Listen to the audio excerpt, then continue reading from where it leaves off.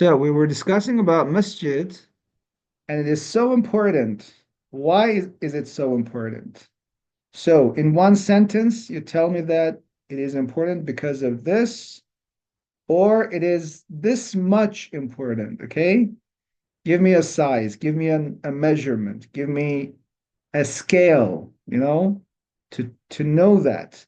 So that when we know about this why, we have this why.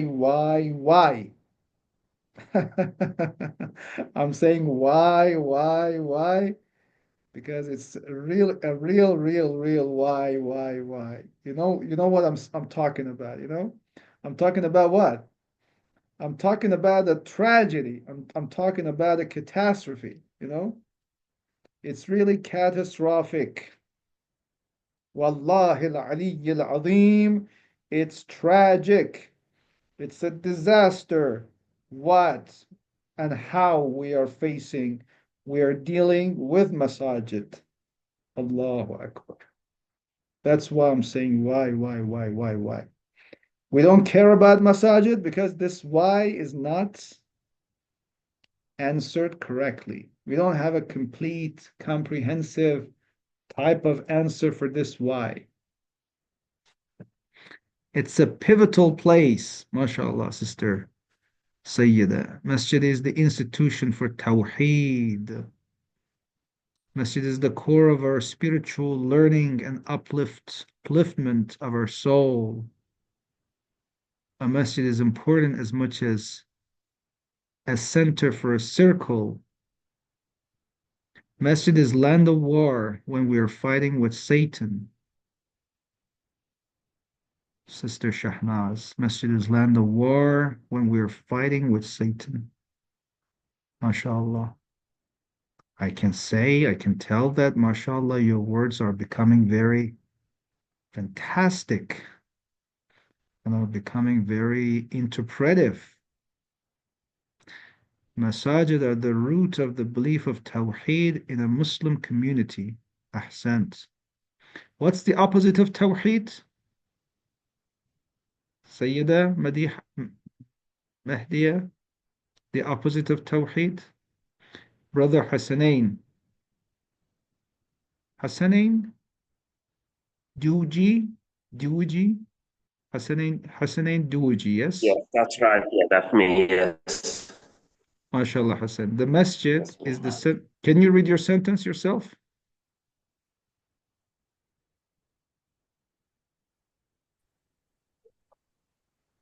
Can you read and explain it? Yeah, sorry. The masjid is the center from where people come to gain their knowledge about Allah subhanahu wa ta'ala. So the understanding of Allah and knowing Allah comes from the masjid, from the learning and from the from through the prayer and through the worshipping of Allah, they come to understand Allah better from the masjid. So you mean that there's no other place to learn and know about masjid? Can't you learn Well, about this is Allah the Tabaraka center, wa right? So there, Ta'ala there are many places, but Allah has set aside Masajid for this purpose, so people can come to know Him. Hmm. But you When can you say again, to gain knowledge about Allah Tabaraka wa Ta'ala, you make it one dimensional. mm, But last session we discussed about it. Masjid is a one-dimensional place or a no, multi-dimensional. no, it's not in the sense in terms of Allah's not one-dimensional, but in Mhm. terms of I'm trying to Can you say why it's not a one-dimensional place? It's a because multi-dimensional everything place. in Islam is connected. So our social life, political life, spiritual life, everything is part of Islam. So this Mm. masjid is the center of that. It's like the MashaAllah. center of the community where everybody comes together, and Allah is like you could say the connects everybody together through this tawheed. But I'm sorry, I'm not very good at explaining it, No, but that's right. That's it's right. That's totally right. MashaAllah. because Yeah. it's a place of Allah. We call Allah, and Allah is Yeah. Jami'. Allah is Jami'. The Yeah. only house Yeah. of Allah is Mecca and Masjid. And also Mecca is Yeah. Masjid al-Haram. Mecca is also Masjid, you Because know?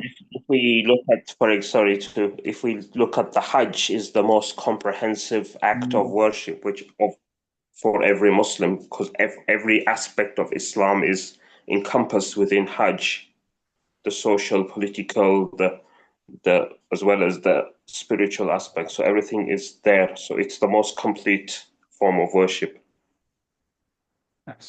that's right. So the theoretical argument, mashallah, theoretical argument for Masjid being a multidimensional place is that Allah is complete and comprehensive. When we talk about Allah, we don't necessarily discuss about his knowledge only, knowing him, his ma'rifah. No, we talk about his knowledge, we talk about his will, we talk about his mashiyah, we talk about his qudrah and strength and power. Allah has 1,000 names. And these names are not just mere and sole verbal names to say. No, they are the manifestations of His essence, Allah's name. If Allah has Qudra, Qadir, if Allah is Qadir, what do we mean by Qadir? We say قادر قادر قادر يا قدير يا قدير يا قدير يا جبار يا جبار or the compensator. It's just a word? No, it's a root. It has a root, that the root is embedded in our hearts and in the whole existence. Ism does not necessarily mean the very noun, the very verbal name or noun that every person has, Allah also has. No, the reality that is behind Allah is something different. And what we see is a minuscule part and a written verbal format of that reality which has become Allah. This Allah written here, Wajhullah, Inna Allah. This Allah has a reality and has a surface. The surface is this name here in this book. That reality is the deepest part, the deepest layer. So Allah Tabaraka wa Ta'ala has 1,000 names.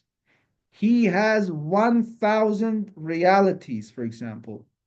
Everything. Imam al-Rida alayhi salam is the name of God. Imam al-Rida alayhi salam is a true manifestation of the kindness of Allah. Allah Ra'ufun Rahim. Allah is Ra'uf. If you want to see the reality of Ra'fa, of kindness, of munificence, of benevolence, you will see that in Imam al-Rida. That's it. If you show kindness and Ra'fa to somebody, it means that you are the manifestator of that name and Ra'fa of Allah Tabaraka wa Ta'ala. So, not only knowledge, but everything. It's a package. It's a combination of different characteristics, different dimensions. It's just like a piece of gold. It's just like a piece of diamond, a piece of diamond that's so precious, is so precious. So different dimensions, different directions.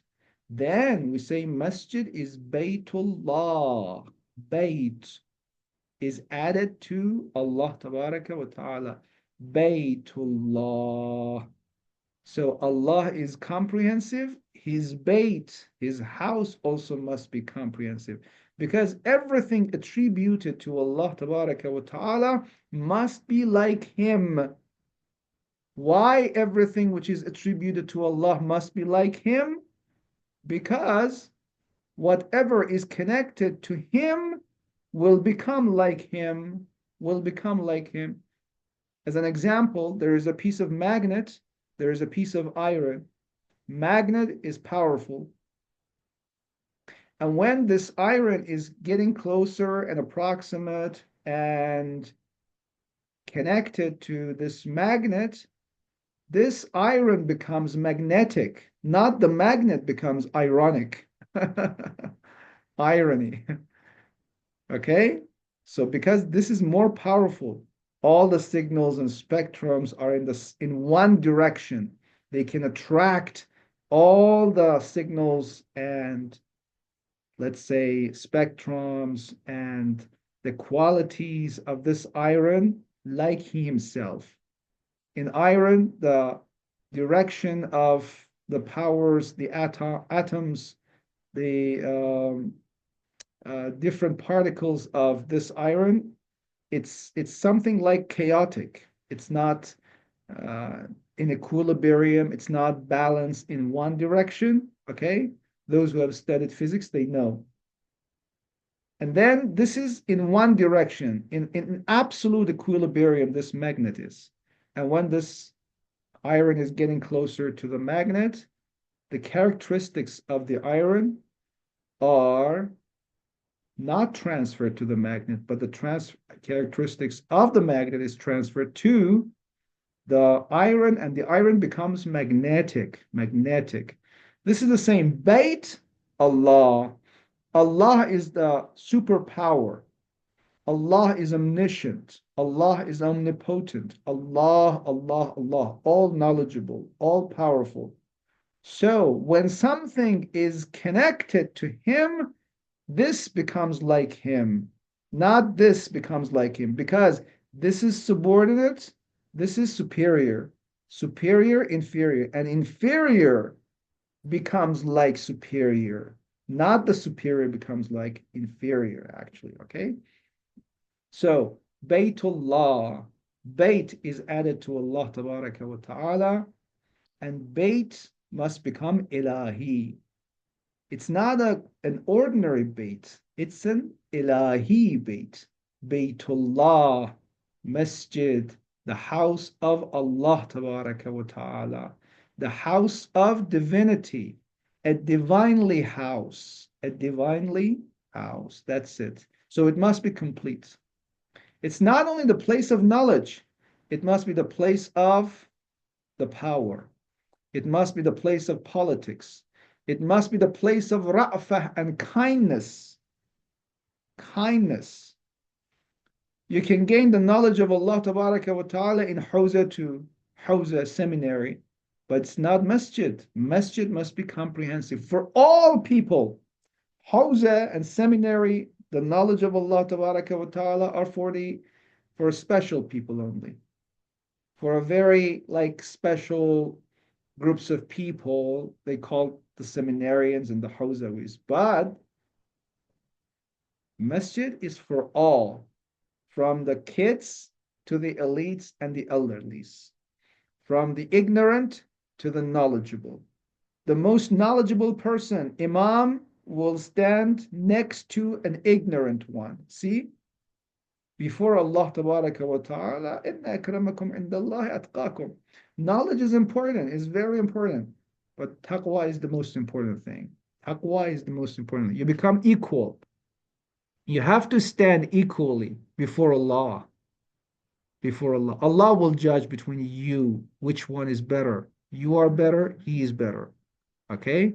Based on taqwa, based on the piety, based on the kindness, based on the ibadah and the worship, the prayers you do actually. That's why. Now, the other question was that, oh my God, we have many messages, mashallah. Very active brothers and sisters. All right. Destroying masjid means making people forget Allah. Sister Shahnaz, shirk. Yes, the opposite of tawheed. The opposite of tawheed is shirk. Masjid must be comprehensive as it's true Baytullah, and Allah is the most comprehensive. That's right. Irfan Hassan, it's like the platform towards the path of Haqq, and Al-Majid is the name of Allah, and a better connectivity and closer pathway towards Allah. Closer, mashallah, closer. It's a shortcut. Sayyid Kamran, how are you, Sayyid Kamran? Welcome, brother Sayyid. Our brother Sayyid Kamran after long times. Haram Khuda. Ahsant. In Dua Jushan Kabir have 1,101 names of Allah. We are not able to count Allah's names. Yes, yes. Those are the main names of Allah Tabaraka wa Ta'ala. But all the entities in the world, all the entities are one name of Allah, are the manifestators of the names of Allah Tabaraka wa Ta'ala. Question related to the topic? If it's related, go ahead, sister. So, this is one point. Masjid, the argument to prove that Masjid is the best, the most complete and comprehensive place. Why? That was the argument. Bait connected to Allah. Allah is complete, then the bait shall be the most complete place in the whole world. It must be given his due. If you don't give the due of the masjid to it, then you are the oppressor. وَمَنْ أَظْلَمُ مِمَّنْ مَنَعَ مَسَاجِدَ اللَّهِ. Nobody is more oppressor than the one who has done wrong to masjid. And we proved that. Which one is greater? Dhulm, shirk, or destroying the masjid? Destroying the masjid for sure is not destroying it physically. Destroying it physically and spiritually. Spiritually speaks louder and is much more important than destroying it physically, you know. You might be destroying one masjid physically, but another time that building will be built again, reconstructed, rejuvenated. But if you do a wrong act towards masjid spiritually, then, Ya Allah, how long will it take? How long will it take to rehabilitate it? It takes a lot of time. Even if it does not take a lot of time to rehabilitate it, to correct it again, even one day, if a masjid is not a good spiritual masjid, that's enough for Allah Tabaraka wa Ta'ala to judge against this masjid and to destroy this masjid. Because in Allah's perspective, killing one person spiritually, killing the heart, killing the mind, deviate one person equals deviating the whole world. You destroy the masjid physically, but don't destroy it spiritually. That's why I'm whispering this to you, my dear brothers and sisters. I'm whispering this to you. If you cannot control a masjid well, okay? Stay away from it. Don't say, no, no, no, I can't. Many people, by, you know, having a very bad and awful taste of handling, administering, supervising masajid, are making the people escape from the masajids. If this is not the oppression, what is oppression? Sometimes you are a mushrik, sometimes you are a mushrik, God forbid, and the person is a mushrik. He does not do against the people. He does not deviate the people. He is himself a mushrik. But the other person who is not a mushrik, he calls himself a mu'min, goes to the masajid, and by his behavior, by his negative taste of administering the masjid, he gets a possession in that masjid and tries by him as being an imam, as being the staff of the masjid, you know, hayat al-umana, then he does wrong. وَمَنْ أَظْلَمُ مِمَّنْ مَنَعَ مَسَاجِدَ اللَّهِ أَن يُذْكَرَ فِيهَا اسْمُهُ. You don't prepare masjid. Don't think that this ayah is talking about the mushrikeen. Never. Those who destroy masajid. You see, and you saw from October 7th what happened in the land of Palestine, the occupied Palestine. They destroyed many masajid. Yeah, that's the worst. But you might say that, okay, this ayah is not addressing me. Allah Tabaraka wa Ta'ala is not addressing me in this ayah. Never ever. Never ever. Yes, Allah is addressing you and me. Maybe the first addressee of this ayah is not those mushrikeen. The first addressee of this ayah is me and you, me as an imam of the masjid. I become the imam of the masjid. No beautiful recitation, no beautiful qira'ah, no nice speaking to the people, no good communications, no nothing, no knowledge, no akhlaq. What type of an imam are you? You're destroying the masjid. People hesitate. People hesitate staying on your back, staying on your back and recite salat. They don't tell you. They just flee away very softly. Flee away very softly. They don't show their anger towards you. They don't show enmity towards you. They don't show any types of atrocity towards you. They don't even criticize you. They just escape. They find another masjid. That's it. And mu'min, that's why it is said when you eat garlic, yes, it's said that when you eat garlic, when you eat onion, Ahlul Bayt alayhi salam never eat garlic and onion because they're always in masajid. They're always communicating with people. So if they eat garlic and onion, and if somebody comes to them and speak to them, and the bad smell in the mouth, that person becomes pessimist towards religion and towards the awliya Allah, the guardians of Allah tabaraka wa ta'ala. That's enough. That's enough for the person to become an oppressor, a zalim. That's enough. Somebody goes to the masjid with dirty clothes, bad smell, the smell of cigarette, the smell of garlic, the smell of whatever he has eaten, the smell of sweats on the body, the bad smell of the socks, in the shoes, God forbid. Ya Allah. This is maybe he doesn't know, but if he knows and he must know, if he knows and he must know, he must avoid it. He must avoid it. Otherwise, a young person, a teenager, a very neatly wearing person next to him who has a very soft heart and who is easily irritated next to him, he will spot the scene. He will spot him. He will escape. He will get he will get irritated easily. He will not come again to this masjid. However, this is also a mistake to escape. We don't say that the escaper, the one who has caused the person to escape is the problem with him. No, we have to blame him, not only him, but also the one who is easily irritated. This is also a problem.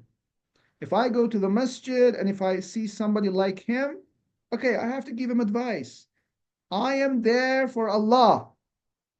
And always there are some people who do not consider, who are inconsiderate everywhere. But I have to watch them. I have to give them advice.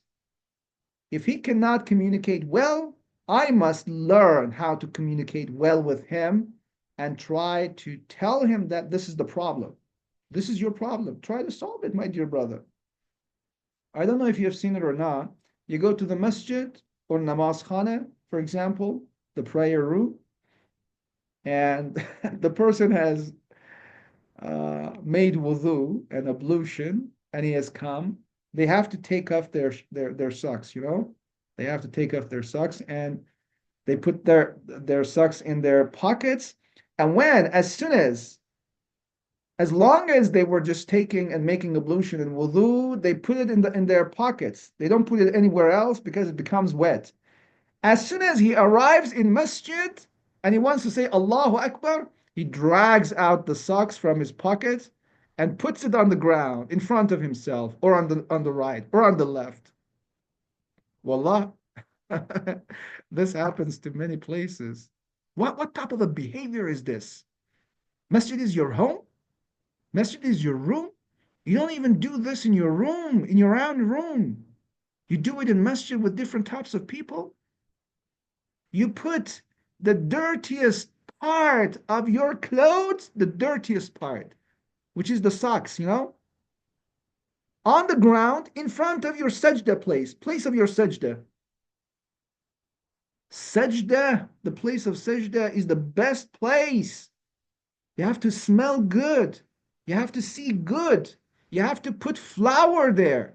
You put your dirtiest clothes there, which is your socks. These are negative, absolute negative behavior. At least in our century today, we shall not be like this, my dear brothers and sisters. Beautiful, beautiful clothes, beautiful wearing, beautiful face, nice smell, odor. People speak softly, speak kindly to the people. That's it. That's it. A masjid shall be the best place. And those people who come to masjid must be the best. Don't worry, okay? And don't be scared. If the people are not like this, you don't escape. You have to be the one who penetrate nufudh. You shall be the one who penetrates nafidh. You penetrate, try to control the masjid little by little. You administer, you supervise, any place, especially the masajid. So, if this is not the oppression, what is oppression? Maybe this is a minor oppression, but it's oppression. The major oppression is the one that person. Can you tell me what's the major oppression? Can you tell me?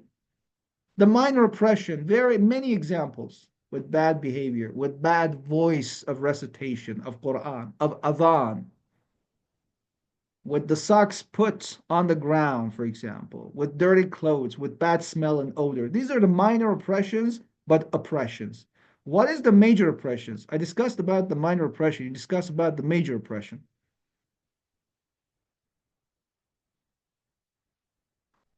The microphone is on too.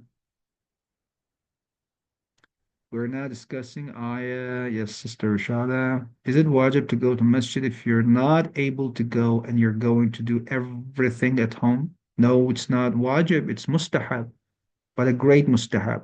But for women, not wajib, not that mustahab even. We have a hadith that Imam alayhi salam says, Masjidul mar'ati baytuha. The masjid of the women are homes. Yes, because it's difficult for women to consider and take their hijab, and at the same time, no women, no man, no namahram sees them, spots them.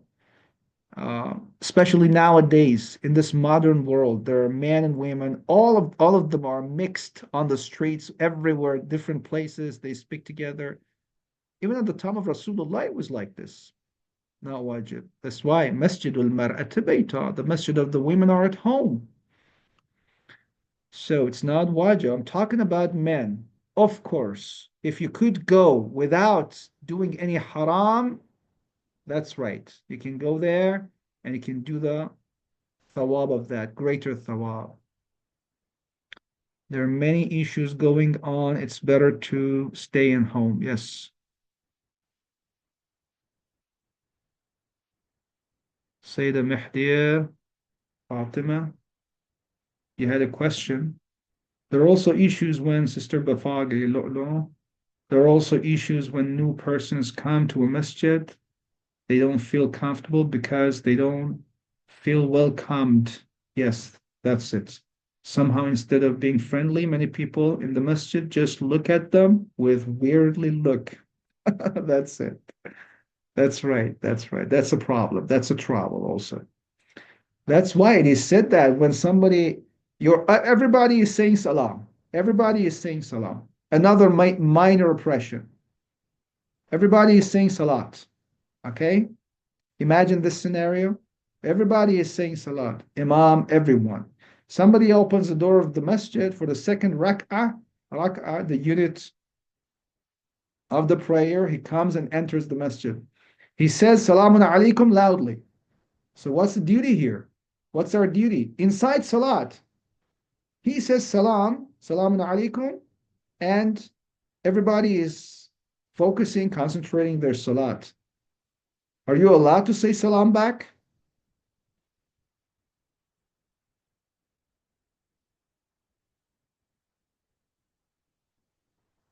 Yes. Not only we are allowed, but it's wajib kifai, meaning that at least one person shall give salam back to him because kindness is more important than this salat. You say salat in order to soften your heart, and with a softened heart, you communicate well with the people and invite them to the word of God so that they embrace Allah, they embrace religion. The religion, our religion is a soft religion. We have to show a kind face, not a very hard face towards the people, so that they don't blame us. Uh, they don't commit us with the face of atrocity, with a very hard face and dogmatism, you know. So Rasulullah, everybody was seeing that there was a smile on his face, a very nice and soft smile on his face all the time. With this kindness and lina and softness, you can invite the people to the word of God, to the word of Allah Tabaraka wa Ta'ala. It's wajib to say salam.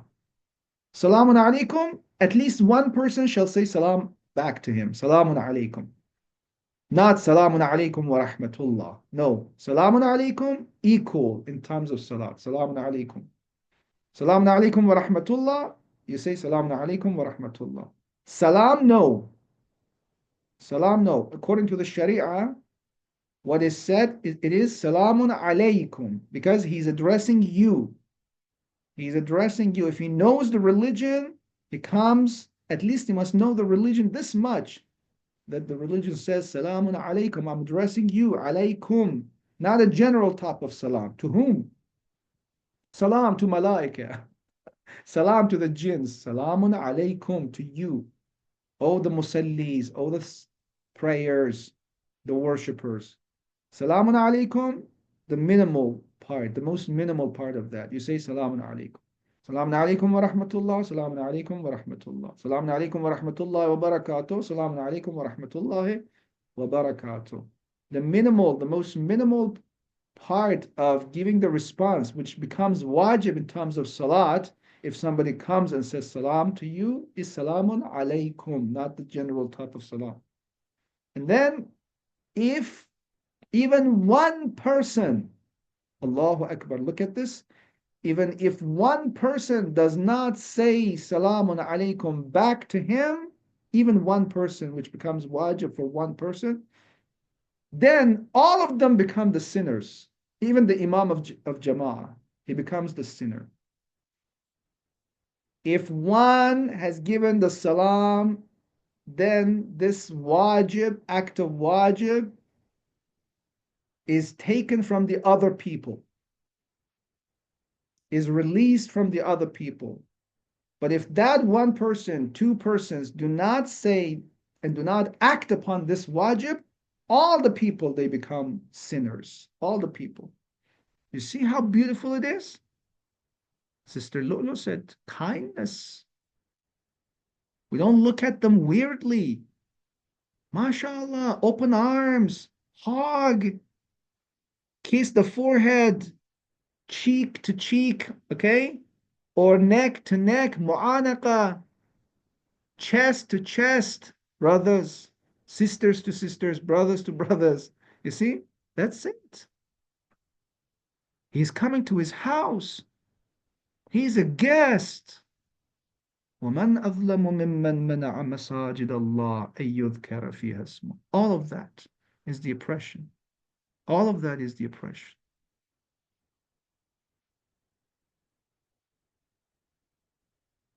Yeah, it's wajib. No problem if the question is not related, maybe by the end of our class. Okay, wa alaikum assalam, Sturshad. If there is no masjid in our city that is dedicated for mazhab, is it still mustahab for the males to join the congregation that the masjid? Of course, of course. We need the unity. If it's not really harmful, in terms of dignity, in terms of your safety and security, in terms of your spirit, not that harmful. That, look at this word, Sister Rashada, not that harmful. Little harm exists everywhere, okay? You cannot abstain from doing something by little harm. Little harm exists in anything. Even we're in this class, there's little harm. Do you remember some years ago, there were some intruders to our meeting? They were just showing some pornography here, actually, in this class. It exists. Because of that, we cancel the class. We cancel the class? No. It exists everywhere. We lose energy, you know? There might be evil eyes out there. Who knows? But because of that, we cannot stop a greater benefit. Greater benefit of the Muslim world is unity. Unity. That's why in the hadith it is said that go to their majalis, attend their funerals. Their funerals. Who? Whose funerals? Ahlul Sunnah, our brothers and sisters. Even if they don't consider you as one part of them, they don't believe you're one part of them. They don't show a very good face towards you, but little by little, by a good behavior of yours, you can soften their hearts, soften their behaviors. Don't stay away from that unless there is a big harm and big risk. In that situation, for example, in Wahhabi's masajid, no, in Wahhabi masajid, we shall not enter because there is a big risk of life. And they're not Muslims. Wahhabis are not Muslims. Wahhabis are not Muslims. Once I was in Tanzania, I remember the second trip I was in Tanzania, Dar es Salaam. There were some Sunnis there. And I had a friend with myself who were just accompanying me to different places.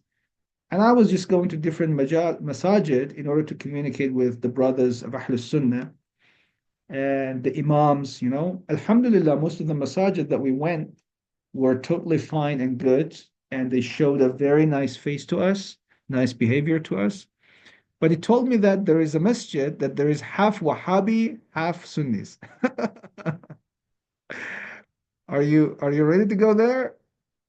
And he motivated me, He said it's very important that you as a sheikh go there.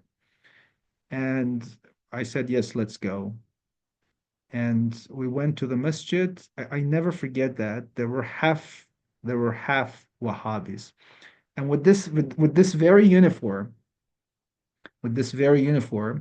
I was just going inside the masjid. I remember that once there was a Wahhabi with a big beard, red and yellow one, was looking at me like this, coming out of the masjid. As soon as he witnessed and he saw me, he was really surprised and he looked at me like this,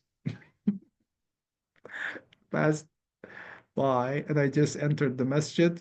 Wallah, I never forget. In that very masjid, everybody was surprised that a sheikh, a sayyid is here, a Shia sayyid coming inside the masjid. They had never seen such a thing. And then I started saying salat there inside the masjid. It was the time of salat al-maghrib. And as soon as I just brought my hands up to say Allahu Akbar, there was a finger at my back, at my shoulder, something like this. Okay. Somebody tapped my right shoulder. I was really surprised, but I had to say Allahu Akbar. I couldn't step back or just turn around to see what's happening, but I could guess at that moment. I was surprised for a very short time, and suddenly I understood that somebody is going to do the iqtida, follow me in the salat as the jama'ah, mashallah. In that very masjid, he said he started as a Sunni in their masjid. He stayed back on my back and continued with my salat. Actually, I was the imam and he was the ma'mum and he was the prayer. And that was really, really surprising. You see, it happens. They look at us strangely. They say you have a different Quran. They don't even know that, no, we have the same Quran that you have. Why? Because of the lack of communications. We don't have any communications, so they think that you're totally different. Wallah, we are Muslims. Wallah, we are Muslims. Wallah, wallah, wallah, we are Muslims. We have the same Quran. A little bit differences exist everywhere. Exists everywhere. So that's it. Communication. This communication decreases the misunderstandings. The way to decrease the misunderstandings is to communicate. Even to sit around one table and drink one tea, that's enough. One hello, one smile, that's it. After the salat was over, I went to the imam of the masjid and he was sitting with his students and the mu'min in the masjid and they were reciting Quran. I went directly to the imam and sat beside it. I think I have the pictures. Let me show you the pictures. Do you want me to share the pictures with you? That friend of mine, actually, he he was really surprised and he took the pictures at that time.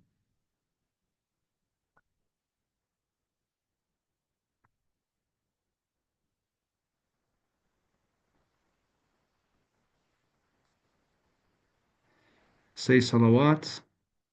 اللهم صل على محمد وآل محمد وعجل فرجهم. Yeah, I just found it.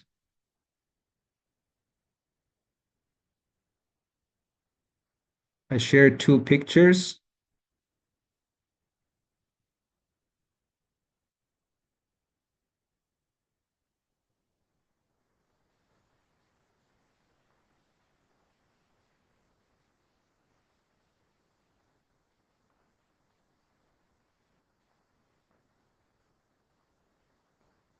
All right.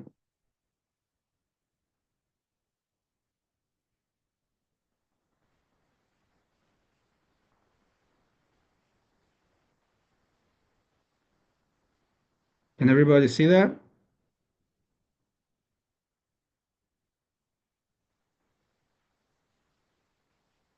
Yeah. This is at the church, the cathedral, the main church in Tanzania. It was about I think 8 or 9 years ago, 7 or 8 years ago, in a masjid in cathedral. They just told us to take off the turbans, and then we had to take off the turbans. It was the rules of the cathedral. We even entered the cathedral, and in cathedral in the church, I started because I was the guest there. We were with the group actually. These were the friends also. And then I just gave a speech there for about 5 minutes, speaking about Islam, speaking about the unity, so on and so forth. Uh, and this is the masjid, the very masjid, and this is the imam. Can everybody see that? This is the imam of the masjid. And I think this guy was there on my back and started doing the iqtida to me. So that's,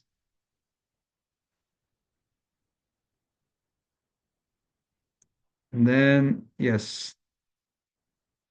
And this was the booklet that he was having with him in the masjid. I was just reading that actually. And after that, we tried to have a communication with each other and said goodbye to each other. Alhamdulillah. So that's it.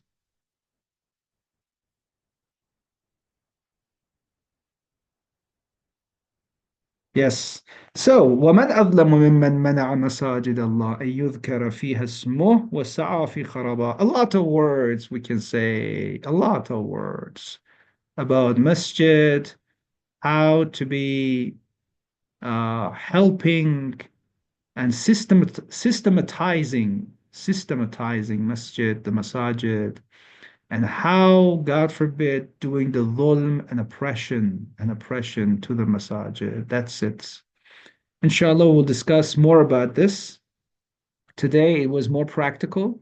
It was more practical, the very direct and tangible types of examples that we witness everywhere in every masjid most of the times, and what to do, what will be the best pose and action towards such behaviors.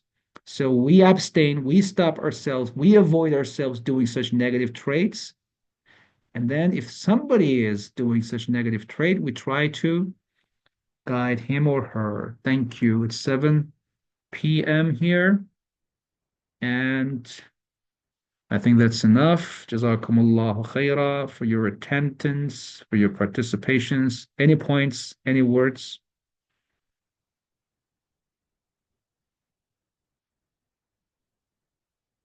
Any comments? We have the comments here.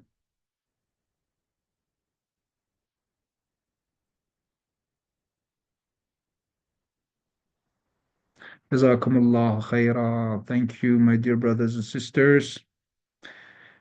May Allah grant you success. May Allah grant all of you tawfiq. May Allah grant you tranquility, easiness, and peace of heart, assurance of heart. Allah bi dhikrillah tatma'innul qulub. May Allah dedicate you the ziyarah of Imam al-Ra'uf Ali ibn Musa Rida alayhi salam.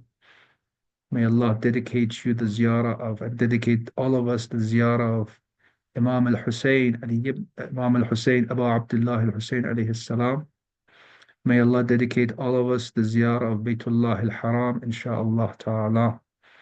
And may Allah give us the Eid of the month of Ramadan, the Eid of the reappearance of Imam al-Mahdi, arwahuna lahul fidah. May our souls be sacrificed for his soul, insha'Allah ta'ala. And don't forget us in your du'as, and don't forget to recite Munajat al-Sha'baniyya, okay? The Munajat al-Sha'baniyya in Mafatih al-Jinan.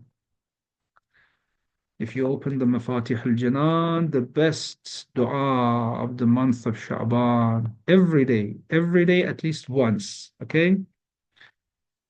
It starts like this, Allahumma salli ala Muhammadin wa ala Muhammad, wasma' du'ai idha da'awtuk. I have it here. I wish I had the time to give the interpretation of this beautiful ma'thur dua, the dua that is narrated by Imam alayhi salam. Allahumma salli ala Muhammadin wa ala Muhammad wasma' du'ai idha da'awtuk. Hear my dua when I do the dua towards you, when I supplicate. Wasma' nida'i idha nadaytuk. And hear, Ya Allah, my nida, my cry, my words of whisper, when I am saying the words of whisper to you. وَأَقْبِلْ عَلَيَّ إِذَا نَاجَيْتُكَ. And face towards me. فَقَدْ هَرَبْتُ إِلَيْكَ. I have come to you. I have escaped towards you, Ya Allah. وَوَقَفْتُ بَيْنَ يَدَيْكَ مُسْتَكِينًا لَكَ. I have stayed in front of you as a poor person, nothing in my hand, متضرعا إليك, crying towards you, راجيا لما لديك ثوابي, having the hope to receive the thawab from you, وتعلم ما في نفسي, and you know what is in my nafs, وتخبر حاجتي, and you know better than me myself what my haja, what my wish is, وتعرف ضميري, and you know what is inside me, inside my soul.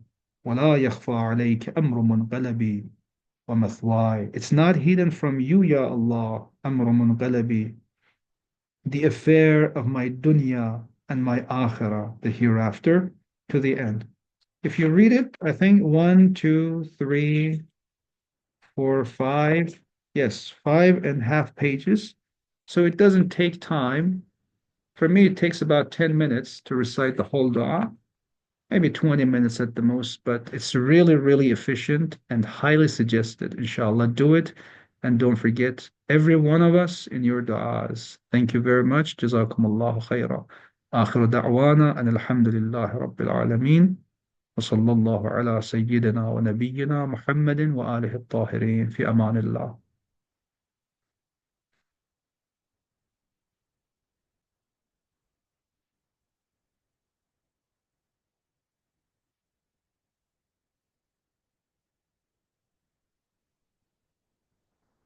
سرني بلقائك. That's it. الحمد لله في أمان الله.